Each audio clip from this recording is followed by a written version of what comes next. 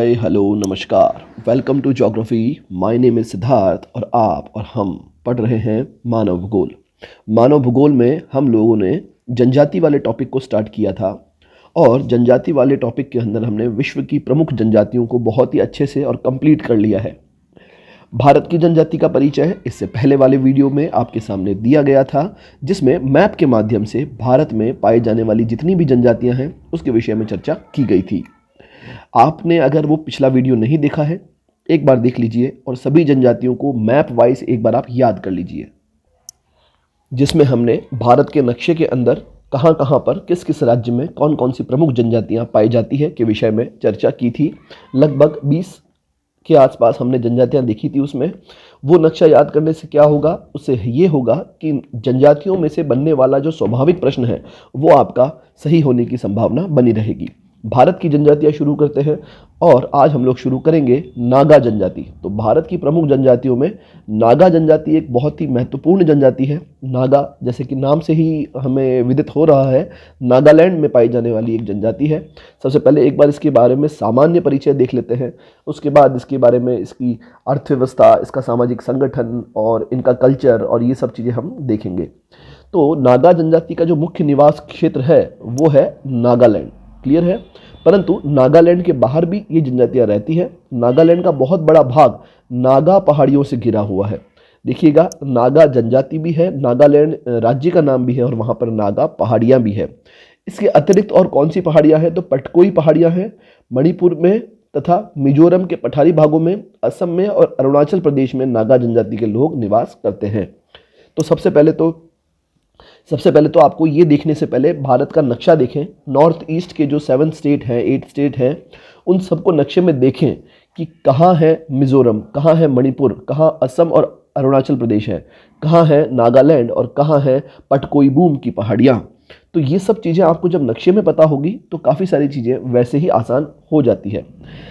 फिर हम लोग इन्हें 5 बड़े भागों में बांटते हैं। उससे पहले एक बार मैं आपको वो नक्शा जो मैं आपको स्वयं देखने को कह रहा हूँ, एक बार मेरी तरफ से भी मैं दिखा देता हूं। तो सबसे पहले जिस क्षेत्र की हम लोग बात कर रहे हैं, ये जो पर्पल कलर में दिखा हुआ, ये जिसको मैं लाल कलर के अंडरलाइन से कर रहा हूं, ये वाला क्षेत्र है नागालैंड का क्षेत्र। तो इसी नागालैंड में पाई जाती है नागा जनजाति। इधर कुछ इसका भाग नीचे मणिपुर में भी पाया जाता है, तो कहीं कुछ भाग इस वाले क्षेत्र में असम में भी निवास करता है। मेघालय के कुछ पहाड़ी क्षेत्रों में भी नागा जनजाति देखी जाती है। तो बेसिकली ये वो क्षेत्र है नॉर्थ ईस्ट का। इस नक्शे को आप बहुत ध्यान से देखिएगा। सबसे उत्तर में है अरुणाचल प्रदेश, जो कि ग्रीन कलर में दिखाया हुआ है। फिर हम लोग देखते हैं बीचों बीच में ये वाला जो एरिया है पूरा, इसे कहते हैं हम लोग असम। फिर यहाँ है नागालैंड, यहाँ मणिपुर, नीचे मिजोरम और मिजोरम के पास में त्रिपुरा, और यहाँ सबसे जो अलग है ये है मेघालय। मेघालय में भी अनेक जनजातियां पाई जाती हैं। आगे हम लोग उसके विषय में भी चर्चा करेंगे, पर यह नक्शा आपको हर बार याद करना होगा। तो ये है इस क्षेत्र का नक्शा। अब हम लोग देखते हैं कि कहाँ है नागा हिल्स, कहाँ है पटकोई हिल्स और यहाँ पर और कौन कौन सी अन्य पहाड़ियाँ पाई जाती है। बेसिकली आप देखेंगे जहाँ नागालैंड था वहाँ नागा हिल्स पाई जाती है। आई होप आपको दिख रहा होगा क्लियर। तो नागा हिल्स तो यहाँ है और नागा हिल्स के उत्तर में है पटकई बूम की पहाड़ियाँ। तो नागा की पहाड़ियाँ आपको पता होनी चाहिए, पटकई बूम की पहाड़ियाँ पता होनी चाहिए। वहीं अगर हम लोग मेघालय में जाएंगे तो यहाँ हमें मिलेगी गारो की पहाड़ी, खासी की पहाड़ी और जयंतिया की पहाड़ी। तो गारो, खासी, जयंतिया आमतौर पर तीनों को एक साथ बोला जाता है। और नीचे मिजोरम में है मिजो की पहाड़ी। डाफला, मीरी, अभोर, मिश्मी ये सभी अरुणाचल प्रदेश में हैं उत्तर में। तो ये पहाड़ियों के बारे में कुछ सामान्य जानकारी आपको पता होना चाहिए। फिर हम लोग बात करते हैं इन्हें जब हम लोग 5 भागों में बांटते हैं, तो उत्तर में रंगपण और कोरियंक, पश्चिम में रेंगमा, सेमा और अंगामी, मध्य के अंदर आओ, लोहता, फोम, चक, संथम, दक्षिण में कचा, काबुई और पूर्वी क्षेत्र में तेखुल और कल्पोकेंगू। ये इनके उपजातियां हैं जो कि अलग अलग क्षेत्रों में पाई जाती है। ये आपको याद नहीं भी हो तो भी चलेगा, परंतु इसके बारे में सामान्य जानकारी आपको पता होना चाहिए। तो नागा पहाड़ी के जो निवासी हैं भारत के अन्य आदिम जातियों की अपेक्षा ये थोड़े से उच्च स्तर के हैं। मतलब कहने का मतलब है कि जैसा कि हम लोग अन्य जातियां देखते हैं या जनजातियां देखते हैं, जिन जनजातियों का अभी आर्थिक विकास ही नहीं हो पाया है, जो शिक्षा तक नहीं पहुंच पाए हैं, जो डेवलपमेंट की जो राह के अंदर शामिल नहीं हो पाए हैं, परंतु इन नागा जनजाति का जो जो स्तर है वो काफ़ी ऊंचा हो चुका है। क्यों? क्योंकि वहाँ पर ईसाई मिशनरीज जो है वो वहाँ पहुँच चुकी है और इन्हें शिक्षा के क्षेत्र में और तकनीकी के क्षेत्र में, वेशभूषा के क्षेत्र में इन्हें जो है मुख्य धारा में शामिल करने का प्रयास किया गया है। फिर हम लोग बात करते हैं कि ये बेसिकली मतलब इनके सामने चैलेंजेस क्या है। तो सबसे बड़ा चैलेंजेस है कि ये पर्वतीय क्षेत्रों में निवास करते हैं। इसके उत्तरी पूर्व में पटकोई की पहाड़ियाँ हैं। मैंने आपको मैप इसीलिए पहले दिखाया कि ताकि मैं जब आगे इसको पढ़ूँ और बताऊँ तो आप उसे इमेजिन कर सकें कि इसके उत्तरी पूर्व में पटकोई बूम की पहाड़ियाँ हैं। दक्षिण में मणिपुर और अराकान योमा की पहाड़ियाँ हैं। अराकान योमा आपको म्यांमार की तरफ दिखेगा। समस्त भाग कैसा रहेगा? ऊबड़ खाबड़ रहेगा। एक बार आप फिर से देख लीजिए, कहीं कंफ्यूजन ना हो। मैंने बताया कि उत्तर पूर्व के अंदर तो है पटकई बूम की पहाड़ियाँ, ये देखिए, यहाँ नागा की पहाड़ियाँ, और यहाँ और फिर यहाँ है मीज़ो की पहाड़ी। देखिए मीज़ो की पहाड़ी, और दक्षिण में चलते चलेंगे तो यहाँ पे आपको मिलेगा अराकान योमा की पहाड़ियाँ।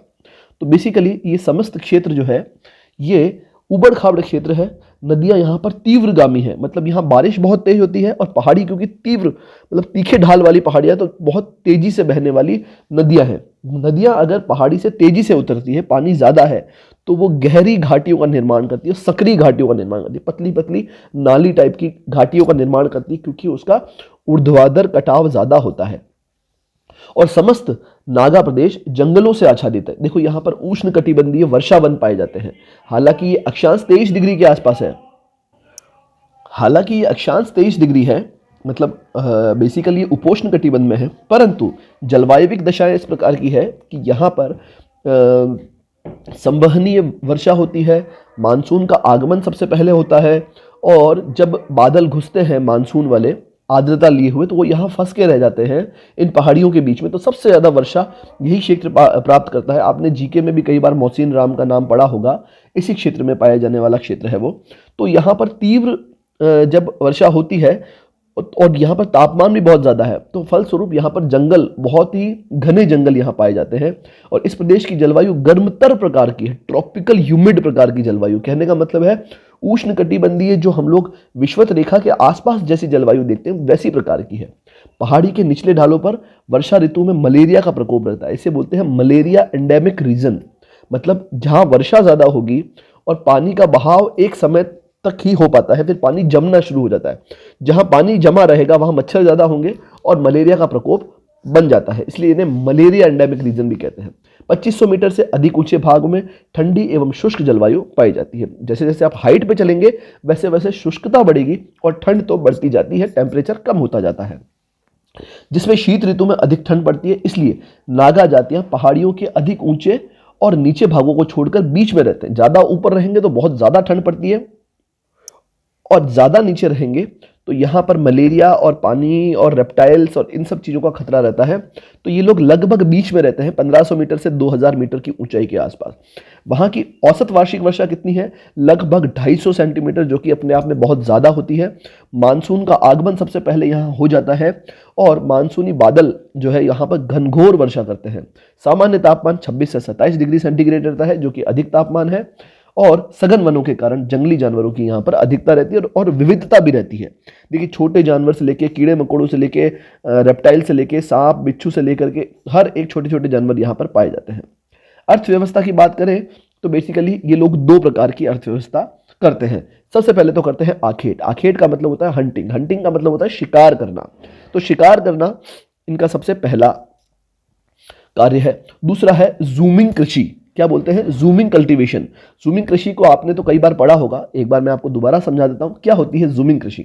जूमिंग कृषि का मतलब होता है, क्योंकि ये पर्वतों पर रहते हैं, पहाड़ियों पर रहते हैं, उबड़ खाबड़ क्षेत्रों में रहते हैं, अतः इनके पास खेती करने के लिए कोई समतल मैदान नहीं होता। समतल मैदान नहीं होता, और जो मैदान है भी सही वहां पर घनघोर जंगल है, क्योंकि वहां वर्षा अधिक है, तापमान अधिक है, जंगल होते हैं। ये क्या करते हैं, ये एक क्षेत्र को पकड़ लेते हैं कि आज ये वाला एरिया, उस एरिया के अंदर कि सारे पेड़ों को काट लेते हैं। पेड़ों को काट लिया तो क्या बच गया? नीचे नीचे सिर्फ और सिर्फ सूखी झाड़ियां बच गई। फिर इसको सूखने देते हैं और ज्यादा सूख गई सारी झाड़ियां। अब उन झाड़ियों को आग लगा देंगे। जब वो पूरी तरह से आग सूख जाएगी तो एक समतल मैदान सा बन जाएगा, चारों तरफ तो पेड़ होंगे और बीच में एक समतल सा मैदान बन जाएगा। वो मैदान चूंकि उसमें आग लगाई है तो जला हुआ जो अपशिष्ट पदार्थ है वो भी वहीं का वहीं है। तो फिर क्या होगा, जब बारिश होगी तो वो उसके नीचे जम जाएगा और वो मैदान उपजाऊ बन जाएगा। जब मैदान उपजाऊ बन जाएगा तो उस पर खेती की जाएगी। कब तक की जाएगी? जब तक वो उत्पादक रहेगा, 1 साल, 2 साल, 3 साल, 4 साल, 5 साल। जब वो मैदान उतना उपजाऊ नहीं रह जाएगा, उस मैदान को छोड़ दिया जाएगा, फिर किसी और मैदान में शिफ्ट हो जाएंगे और वहां से फिर पेड़ काटेंगे, फिर उसे मैदान में कन्वर्ट करेंगे और फिर वहां खेती की जाएगी। इसे जूमिंग कल्टीवेशन या झूम कृषि या शिफ्टिंग कल्टीवेशन भी कहते हैं। तो इस प्रकार से ये लोग कार्य करते हैं। फिर अगर हम लोग बात करें तो अगर ये लोग जब हम लोग इनके आखेट की बात करते हैं तो पहाड़ी एवं मैदानी नागाओं की शिकार करने की जो विधियां हैं वो अलग अलग है। जो पर्वतों पर रहते हैं और जो मैदानी भागों में रहते हैं, दोनों की शिकार करने की विधियां अलग अलग है। जंगली जानवरों को खदेड़ कर नदियों के खादर में लाकर भालों से मारना ये इन लोगों में प्रचलित है। पहले क्या करते हैं, जंगलों से उन्हें खदेड़ते हैं और खादर भाग में जहां पर नई मृदा जमा हुई है वहां लेकर के आते हैं और फिर उन्हें भालों से शिकार करते हैं। शिकार में तीर, कमान और भाले इनका प्रयोग किया जाता है। और दाव, दाव मतलब होता है कुल्हाड़ी, हाथ में पकड़ने वाली कुल्हाड़ी, दाव का प्रयोग भी करते हैं। इनका सर्वप्रिय हथियार दाव है जो अनेक कार्यों में उपयोगी है, जैसे जंगल में लकड़ी काटना, मार्ग का साफ करना, गृह का निर्माण करना, आक्रमण करना, ये सभी दाव से करते हैं। दाव मतलब होता है कुल्हाड़ी, आप इसे कंफ्यूज मत होइएगा, हाथ में जो हम लोग कुल्हाड़ी पकड़ते हैं वो। तीर पर विष लगाने की प्रथा मणिपुर के मारम नागाओं में बहुत ज्यादा प्रचलित है। वो नागा जो मणिपुर में रहते हैं मारम कहलाते हैं, इनमें तीर पर जहर लगा करके फिर छोड़ने की प्रथा भी बहुत ज्यादा फेमस है। और आखेट के नियम सभी नागाओं में बहुत ज़्यादा कठोरता से माने जाते हैं। जिन नियमों का इनको पालन करना है और शिकार करना है बहुत ज़्यादा कठोरता से माने जाते हैं। जैसे कृषि के समय कोई भी नागा शिकार नहीं कर सकता, मतलब जब एग्रीकल्चर का समय है और जब खेती कर रहा है तो ये बहुत कठोरता से माना जाता है कि आप शिकार नहीं करेंगे और इसका पालन भी किया जाता है। किसी अन्य गाँव की सीमा के अंदर जाकर भी ये लोग शिकार नहीं करते हैं, क्योंकि यदि शिकार किया जाता है तो जो अन्य गाँव के जो लोग हैं वो भी उसमें भागीदारी निभाएंगे। क्लियर है। और फिर है मछली पकड़ने का कार्य निचले भागों में किया जाता है। ऑब्वियसली पहाड़ियों के ऊपर तो पकड़ेंगे नहीं मछली, तो निचले भागों में जहां तालाब बन गए हैं, नदियां बन गई है, झील बन गए हैं, टोकरे बन गए हैं, वहां पर ये लोग मछली पकड़ने का कार्य करते हैं। फिर बात करते हैं कृषि कार्यों की, तो मणिपुर और नागा पहाड़ी में रहने वाले पूर्वी वर्ग की जो आदिम जातियां हैं ये पहाड़ियों के ऊंचे नु में मतलब जो अप्स एंड डाउन्स वाले जो ढाल होते हैं, समोच्च जो ढाल होते हैं वहां पर पट्टियों के रूप में एग्रीकल्चर करते हैं थोड़ी थोड़ी। जैसे आपने कई बार समोच्च रेखीय कृषि के बारे में सुना होगा, तो कुछ उस प्रकार की कृषि, जैसे ये पहाड़ी का कोई ढाल है, अब इस पहाड़ी के चारों तरफ यहां एग्रीकल्चर हो गई, इधर फिर यहां एग्रीकल्चर हो गई, तो कुल मिला के ये ढालों के सहारे सारे एग्रीकल्चर करते हैं। फिर भी अभी भी इनमें जूमिंग कृषि या यूं कहें शिफ्टिंग कल्टीवेशन या यूं कहें स्थान परिवर्तित कृषि आज भी फेमस है। जैसा कि मैंने अभी आपको समझाया जूमिंग कृषि के बारे में, ये देखिए जंगलों को काट कर और जलाकर साफ करके भूमि में एक स्थान पर 2 या 3 वर्षों तक कृषि की जाती है। बाद में उस टुकड़े को 9-10 वर्षों के लिए खाली छोड़ देते हैं, वहां फिर से कोई पेड़ उग जाएगा, जंगल उग जाएगा। इस बीच के समय में झाड़ियां पुनः उगाती है, फिर उसे साफ करते हैं दोबारा और फिर दोबारा वहां पर खेती करते हैं। सीढ़ीदार खेत बनाने से भूमि का अपरदन और कटाव रुक जाता है। जैसा कि हम लोगों ने, जब आप पर्टिकुलर एग्रीकल्चर वाले टॉपिक को स्पेशली पढ़ेंगे तो हम लोग ये पढ़ते हैं कि पर्वतीय ढालों पर या पहाड़ी ढालों के ऊपर जो है सीढ़ी नुमा जो एग्रीकल्चर करते हैं, स्टेप बाय स्टेप जो एग्रीकल्चर करते हैं। जैसे मान लीजिए ये पर्वत है तो इसके चारों तरफ एक कृषि, फिर चारों तरफ एक कृषि, फिर नीचे आएंगे चारों तरफ एक कृषि। ये सीढ़ी नुमा जो होती है कृषि, इससे भूमि का कटाव कम से कम होता है। फिर हम लोग बात करें कृषि तथा कृषि उत्पादनों की दृष्टि से यह वर्ग स्वावलंबी नहीं है। ये लोग बाग भी लगाते हैं, परंतु इनकी जो मुख्य फसल है वो धान समझते हैं आप, धान है, कोटू, मोटे अनाज, कपास और ये सब चीजें हैं। चाय की झाड़ियां जंगली रूप में मिलती है, ये लोग नहीं उपजाते हैं, जंगली रूप में आमतौर पर चाय की झाड़ियां मिल जाती है।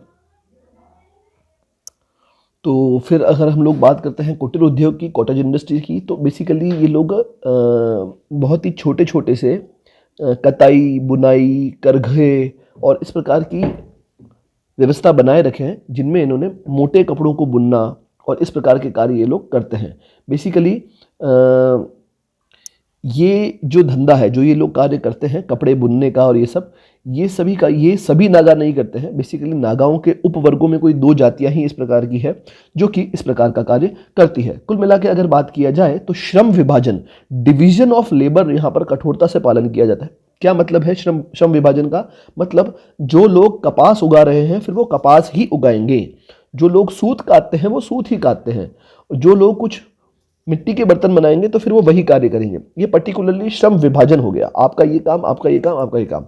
चटाइयाँ बनाई जाती है, टोकरियाँ भी बनाई जाती है, ये सभी वर्गों के अंदर चटाइयाँ बनाना और टोकरियाँ बनाना प्रचलित है। लोहार को यहाँ पर काफ़ी सम्मानजनक दृष्टि से देखा जाता है। यह प्रत्येक गांव में रहता है, कोई ना कोई एक लोहार प्रत्येक गांव में रहेगा और कृषि तथा शिकार के अनेक औजार बनाता है।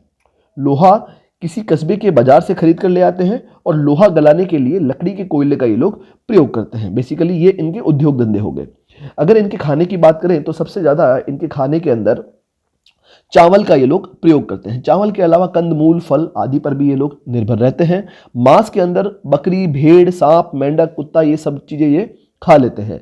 फिर चावल से बनी हुई सूरा मतलब शराब होती है। चावल से बने हुई जो शराब है वो सभी नागाओं में समान रूप से प्रचलित है। भोजन के संबंध में देखा जाए तो यहाँ पर अनेक बातें निषेध मानी जाती है।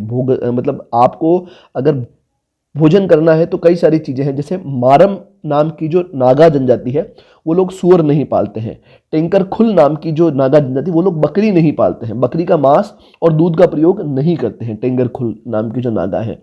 कपड़ा बुनने वाले नागाओं में जो महिलाएं होती है, कुंवारी जो स्त्रियां होती है, उनको नर जानवरों का मांस नहीं खिलाया जाता। तो कुछ ऐसी इनकी सामान्य कुछ परंपराएं हैं, आपको सिर्फ मोटा मोटी पता होना चाहिए बेसिकली ये लोग किस प्रकार से रहते हैं।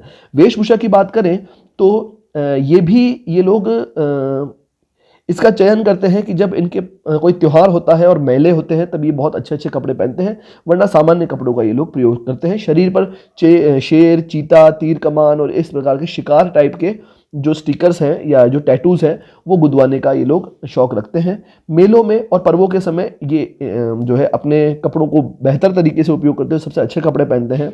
सर पर ये सींग जो है, सींग बांधने की इनकी प्रथा है, तो ये भी आपको कई बार देखने को मिलेगा। स्त्रियां जो है गले में कौड़ियों की, मोतियों की और मूंगों की माला ये लोग पहनते हैं और बहुत से नागा जो नर हैं वो सर पर हैट भी पहनते हैं। फिर यदि हम लोग बात करें ह्यूमन सेटलमेंट्स की तो बेसिकली मानव अधिवास मतलब इनके जो घर हैं वो किस प्रकार के होंगे, तो ये नागा लोगों के जो गांव होते हैं वो ढालों पर नहीं बनते हैं वरन कटकों पर बनते हैं बेसिकली, क्योंकि ढालों पर ये लोग अपने खेत बसाते हैं। ठीक है, और फिर हम लोग ये बात करते हैं कि ये लोग घर कहाँ बसाएंगे, जहां पर इन्हें आसपास कृषि योग्य भूमि मिले, पास में जल का कोई स्थायी स्रोत हो, वहां पर ये लोग मकान बनाते हैं। बेसिकली इनके गांव में लगभग 200 से 250 मकान एक गांव के अंदर पाए जाते हैं। मकान बहुधा 2-2 छप्परों वाले बनाए जाते हैं जो भूमि तक चले जाते हैं। मतलब उनके जो छप्पर होते हैं वो सीधा भूमि तक आ जाते हैं, टॉप से लेकर के जमीन तक के छपरे होते हैं। मैं भी आपको इनके मकान का फोटो दिखाऊंगा, टेंशन ना लीजिए। और मकान में 2 त्रिभुजाकार दरवाजे होते हैं, सामने का दरवाजा बड़ा और पीछे का दरवाजा छोटा होता है। फिर जो धनी होंगे, जो मतलब इसके अंदर भी नागा ट्राइब में भी जो फैमिली ज़्यादा पैसे वाली होगी वो अपने घरों के ऊपर सींग और तुर्रे लगाते हैं ताकि वो दिखे कि ये सबसे प्रेस्टिजियस हाउस है इनका।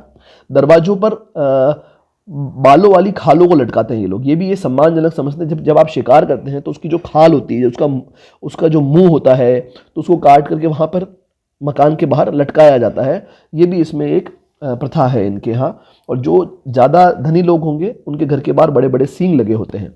जिस स्थान पर नागा लोग नृत्य करते हैं वहाँ वृत्ताकार ईंटों का एक घेरा बना देते हैं। मारम नागा अपने घरों के द्वार पश्चिम की तरफ नहीं बनाते। क्यों नहीं बनाते हैं? क्योंकि पश्चिम से ठंडी हवाएं चलती है, उससे बचने के लिए।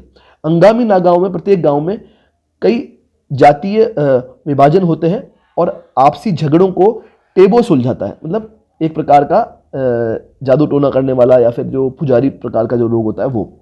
फिर हम लोग देखें तो प्रत्येक गांव के जो मुख्य मार्ग होंगे, जो मेन रोड होगा, वहां पर बड़े बड़े हॉल बने होते हैं इनके, जिसे ये लोग क्या कहते हैं? मोरंग कहते हैं। इंपॉर्टेंट है, याद रखिएगा, इन बड़े बड़े हॉल्स को मोरंग कहते हैं। और गांव के जितने भी अविवाहित युवक हैं वो यहाँ पर रहते हैं। किस उद्देश्य से रहते हैं? कल को कोई हमला हो जाए, आक्रमण हो जाए तो उससे सुरक्षा की दृष्टि से, आपसी मेल जोल की दृष्टि से, और जो भी इनके जो धर्मगुरु हैं उनसे शिक्षण प्रशिक्षण प्राप्त करने की दृष्टि से यहाँ पर अविवाहित युवा निवास करते हैं। समाज व्यवस्था की बात करें तो परिवार यहाँ पर जॉइंट फैमिली होती है, संयुक्त परिवार होता है। स्त्रियां भी पुरुषों के साथ साथ कार्य करती है।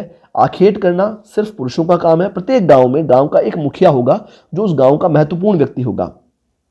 वो क्या करेगा, पारिवारिक और सामाजिक जो झगड़े होते हैं उनका निपटारा करेगा और वही गांव का मुखिया भी कहलाएगा। फिर हम लोग बात करें स्त्रियों के लिए, मतलब फॉर एग्जांपल अगर आपको शादी करनी है, विवाह करना है, तो स्त्रियों को प्राप्त करने के लिए लड़की के जो संरक्षक है, माता पिता हैं, उनको कुछ धन दिया जाता है। विवाह के समय पशु बलियां की जाती है तथा दावतें, नृत्य, गान आदि होते हैं। इस जाति में बाल विवाह नहीं होता है। सबसे इंपॉर्टेंट बात है, आप देखिएगा जितने भी आप इन समाजों में जाएंगे, जनजातीय समाजों में, तो वहाँ पर आपको ऐसी कुप्रथाएं देखने को नहीं मिलती है। फिर हम लोग बात करते हैं जादू टोना, तो ये देवात्मा में, देवीय शक्तियों में विश्वास करते हैं। फिर इनका विचार है कि संसार के जो पंचभूतों के अलावा एक सूक्ष्मतर शक्ति है और जो व्यक्ति के जीवन को बल प्रदान करती है तथा जो एक विशेष और विशेष स्थान पर, विशेष जाति में एक निर्धारित मात्रा में होती है। बेसिकली ये लोग जादू टोने में और देवी आत्माओं में विश्वास करते हैं। फिर ये खेती करने से पहले, शिकार करते समय इन्हें याद करते हैं। फिर हम लोग बात करते हैं विकास और परिवर्तन की, तो भारत की स्वतंत्रता के बाद से नागा लोग अन्य लोगों के संपर्क में आए हैं। इनमें शिक्षा का प्रसार बढ़ा है। ये लोग अन्य जाति समूहों की तुलना में हम लोग देखें तो और तेजी से इनका विकास हुआ है। यहाँ पर ईसाई मिशनरियों ने बहुत काम किया है, तो यहाँ पर शिक्षा के क्षेत्र में भी इनका विकास हुआ है। साथ में अनेक प्रकार के जो यहाँ पर कुटीर उद्योग हैं, जैसे रेशम का उत्पादन, वन से प्राप्त पदार्थों का, रंग रोगन का, औषधियों का निर्माण, और ये सब चीज़ें यहाँ पर काफ़ी अच्छी मात्रा में हुई है। मछली पालन, मुर्गी पालन आदि यहाँ पर व्यावसायिक स्तर पर अब किया जाने लगा है। फिर हम लोग बात करते हैं, ये इनके हाउस होल्ड्स है। जैसा कि मैंने आपको बताया कि इनके जो छपरे हैं वो ऊपर से लेके जमीन तक चले जाते हैं, इतने ये लंबे लंबे छपरों वाले घर बनाते हैं। ठीक है, ये देखिए पिलर के ऊपर ये मकान टिका होता है। जो ज़्यादा समृद्ध घर है वो इस प्रकार के सींग नुमा इन चीज़ों को मकान के ऊपर लगाते हैं। आई होप ये मकान आपको क्लियरली दिख गया होगा। फिर अगर हम लोग बात करते हैं, ये नागा लोग हैं, ये इनकी पारंपरिक वेशभूषा है। सर के ऊपर सींग लगाने वाला जो मैंने आपको बताया था, ये आप देख सकते हैं ये यहाँ पर। तो इस प्रकार की ये लोग रेड एंड ब्लैक को ज़्यादा यूज़ करते हैं। ये देखिए, ये एक कोई कल्चरल फेस्टिवल है जहाँ पर नागा लोग नृत्य कर रहे हैं। इनका पारंपरिक नृत्य है ये नागा लोगों की सामान्य फैमिली है। ये इनका भोजन है। भोजन इस प्रकार का, इसमें चावल का और मांस का उपयोग ज़्यादा किया जाता है। मकानों को अगर हम लोग देखें बहुत अच्छे से, तो आगे भी जब हम लोग अन्य जनजातियाँ देखेंगे तो वहाँ पर भी आपको इसी प्रकार के मकान देखने को मिलेंगे। ये देखिए, सबसे पहले आप इस मकान को देखिएगा तो हर मकान में एक विशेषता होगी, छपरे बहुत लंबे लंबे होंगे और यहाँ पर सींग नुमा कुछ ना कुछ बना हुआ होगा। तो ये यहाँ पर भी, इस मकान में भी और सभी मकानों में आप देखिएगा तो आपको ज़्यादातर इस प्रकार के मकान दिखेंगे। जो सामान्य लोग हैं वो कई बार इस प्रकार के मकान भी बनाते हैं और इस प्रकार के मकान भी इस क्षेत्र में बनते हैं। तो ये है नागा जनजाति। आई होप आपको नागा जनजाति को बहुत अच्छे से समझ में आ गया होगा। कल को आपको 10 लाइन में अगर इसके बारे में एक बड़ा प्रश्न लिखना हो तो आई होप अब आप नहीं झिझकेंगे। तो आप लोग इसको पढ़ते रहिए, मिलते रहिए, और नागा जनजाति की तरफ से आपको बाय बाय, और सेफ रहिए, सुरक्षित रहिए और पढ़ते रहिए। मेरा कहने का मतलब है कि अगर हम लोग बुक से इन चीज़ों को पढ़ रहे हैं तो किताबें उठाइए, एटलस उठाइए और इन्हें पढ़ना शुरू कर दीजिए। बहुत इंटरेस्टिंग चीज़ें हैं जो कि कई बार हम लोगों से छूट जाती हैं और हमें डेली लाइफ से हम इन्हें जोड़ सकते हैं, इन सब चीज़ों को, कि हम किस प्रकार का जीवन जी रहे हैं और अन्य जनजातियाँ जो कि भारत के नॉर्थ ईस्ट में है, कोई अफ्रीका के अंदर है, कोई कहीं है, वो लोग किस प्रकार का जीवन जी रहे हैं। तो ये चीज़ें बोरिंग नहीं है, ये बहुत इंटरेस्टिंग है। पढ़ते रहिए, मिलते हैं नेक्स्ट वीडियो में, बने रहिएगा। Thank you very much.